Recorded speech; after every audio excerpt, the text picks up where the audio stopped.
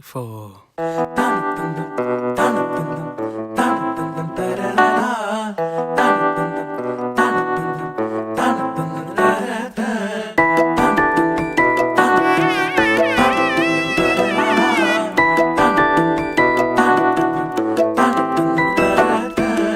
வாழ்க்கைக்கு முக்கியமான சத்தியம் ஒன்னு சொல்ல போறேன்.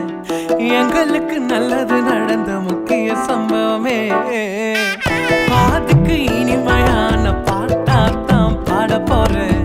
மனசு பட்டாம்பூச்சியே யாரும் நினையாத எங்களை